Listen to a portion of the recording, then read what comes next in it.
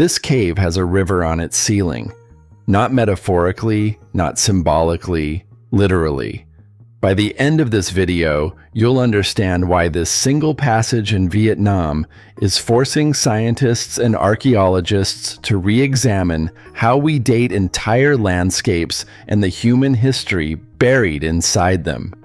Sediment layers laid down by fast-moving water are locked into the rock more than 100 meters above the cave floor, which means the channel was there first, and the passage came later. That alone shouldn't be possible.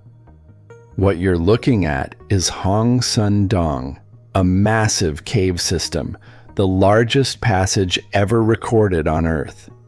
This is the world's biggest cave. The rest of this stuff is just building up to it. That is amazing. It stretches over 5 kilometers. Its chambers are tall enough to swallow skyscrapers. And only recently have scientists been able to map it fully.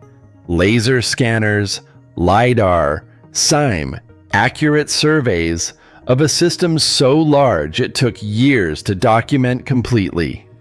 You can walk through it, and once you see what they found inside, the question isn't whether the cave is real. It's whether our timelines are. And somewhere inside this limestone mountain is a contradiction that refuses to resolve. Let's start with how we found it. In 1991, a local farmer named Ho Khan was hunting in the dense jungle of Phong Nha Khong when he stumbled upon an opening. He heard a terrifying roar of wind and the scream of rushing water rising from a darkness he couldn't see the bottom of. He fled, haunted by that sound for nearly 2 decades, unable to find the entrance again. In 2009, he finally led a British expedition back. Inside, they didn't find a cave in any ordinary sense. They found a world: limestone, water, time, standard karsted geology. That explanation works until you look up, because what's pressed into that ceiling shouldn't exist at all. Within the largest chamber, researchers found horizontal sediment layers locked into the stone overhead, perfectly stratified, undisturbed, running more than 80 meters across. Foreign rock, quartzite, schist, some fist-sized, others as large as basketballs. Transporting stones of that size requires velocity, not a gentle underground stream. A watercourse with power. For stones the size of a basketball, you're looking at water moving at several meters per second. Within a confined limestone passage, that level of force reshapes the walls. Multiple layered episodes, water rising, receding, sediment settling. That implies stability. And the flow occupied that elevation long enough to build structure, and that's where the structure becomes difficult. In modern karst formation, channels carve downward over time. They do not suspend themselves in mid-air. Yet here the ancient riverbed is fixed in the stone, above which means something removed everything beneath it. Roughly 140 meters of solid limestone. Imagine removing an entire high-rise building made of stone and leaving the roof perfectly intact. That's the configuration scientists are looking at. LiDAR confirmed it. Laser scanning accurate to send time. The configuration is not speculative. It is measurable, and the volume of missing material runs into the tens of millions of cubic meters.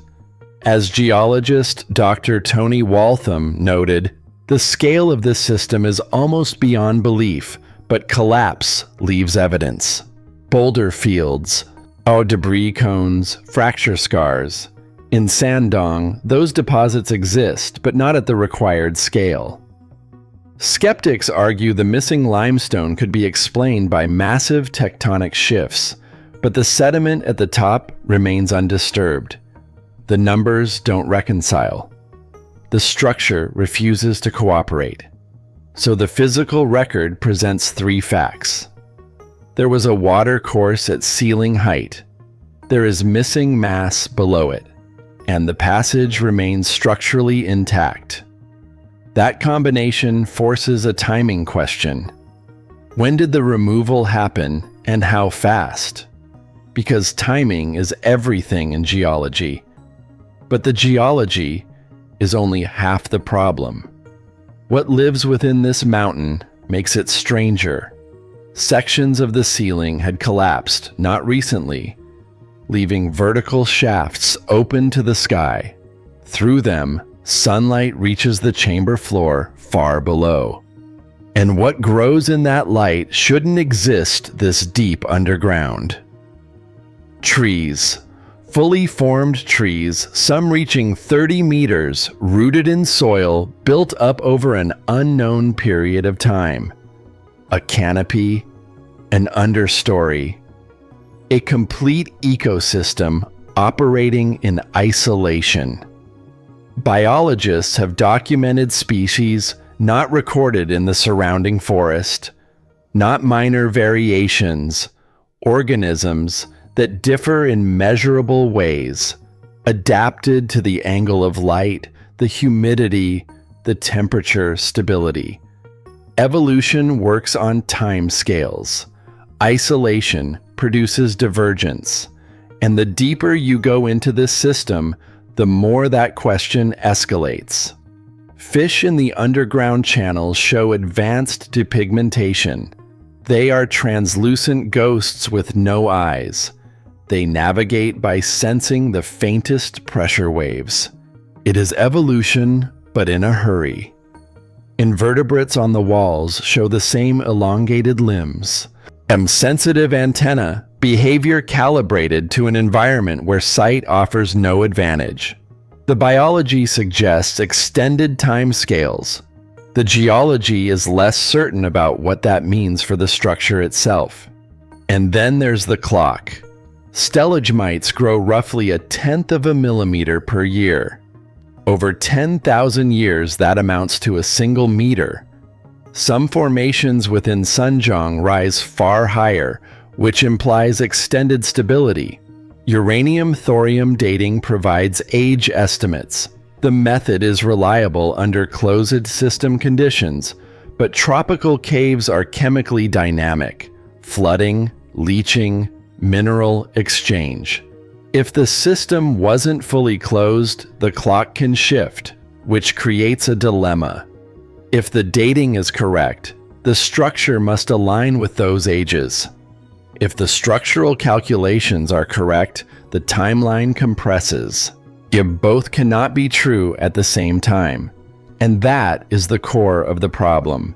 Not mystery, not legend, geometry and time refusing to agree.